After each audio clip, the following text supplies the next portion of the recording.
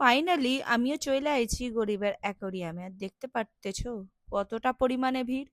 মানে গুতোগুতি লেগে গেছে, মারপিট লেগে যাবে মনে হচ্ছে এইবার এই অ্যাকোরিয়াম দেখার জন্য। আর এই ভয়েই তো আমি এতদিন ধরে অ্যাকোরিয়ামে যেতে পাইনি। তার জন্য আমাকে ক্ষমা করে দিও। দুর্গাপুরের সবাই মোটামুটি ঘুরে চলে এসছে। আমি মনে হয় একা বাদ অ্যাকোরিয়ামে যাওয়ার। না না, আমি একা না, আরো অনেকেই বাদ ছিল, নাহলে আজকে আবার এত ভিড় কোথা থেকে হয়।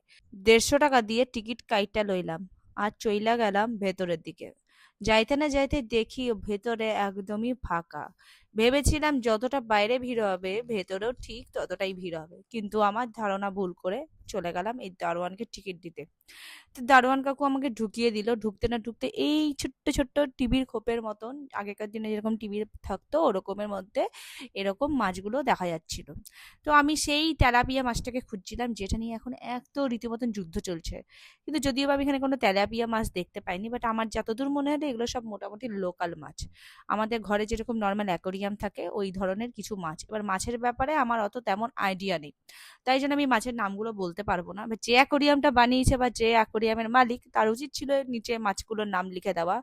আর লেখা ছিল নাকি অবশ্য আমি এত খেয়াল করিনি। যদি লেখা থাকে আমাকে কিন্তু কমেন্ট করে জানিও। কিন্তু আমার যতদূর মনে পড়ছে কোনো লেখা ছিল না। আর চার সাইডে খুব জোরে পাখা চলছিল, তেমন ভাবে আমি ওই জন্য মানে ভয়েস দিতে পারিনি ওখানে। আর দেখো এই অরেঞ্জ কালার মাছ কিছু ছিল যেগুলো আমি নর্মালি সবাই অ্যাকোরিয়ামে দেখতে পাই। মোট কথা এখানে যত কটা মাছ ছিল প্রত্যেকটা লোকাল। ঠিক আছে, ইতনে মি ইতনে হি মিলেগা, ঠিক আছে।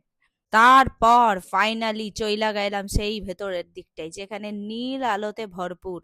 আর এইটা কি ব্যাপারটা করতে চাইছে, মানে আমার মতে মনে হলো এটা করতে চাইছে আটলান্টিক মহাসাগর। আটলান্টিক মহাসাগরে যেমন একদিকে জল ঘোলা একদিকে ব্লু, এরা ঠিক ব্যাপারটা এরকম করতে চাইছে। বাট হ্যাঁ, এই নীল কালার জায়গাটাতে ছোট ছোট যে মাছগুলো ছিল এগুলো সমস্ত লোকাল মাছ ছিল, যেগুলো আমরা নর্মালি অ্যাকোরিয়ামে দেখে থাকি। বাট এতগুলো মাছ একসঙ্গে নীল কালার জলের মধ্যে ঘোরাঘুরি করছিল, তো ব্যাপারটা আমার খুবই ভালো লেগেছে।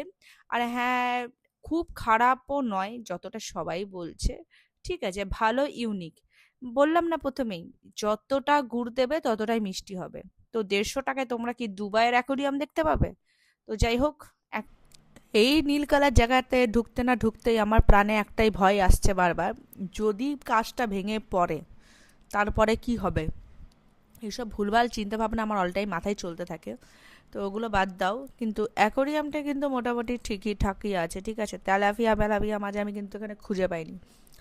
আর এটা কি করে বানিয়েছে বলো তো? এটা বানিয়েছে, উপরে একটা তিরপল দিয়েছে, তারপরে জল, তারপরে কাচ, মাঝখানে কিছু মাছ। ঠিক আছে, যে বানিয়েছে সে অনেক বুদ্ধি করে জিনিসটাকে বানিয়েছে। আমার ভালো লাগলো এই জিনিসটা। অনেক দিন আগে একবার কলকাতাতে এসেছিল।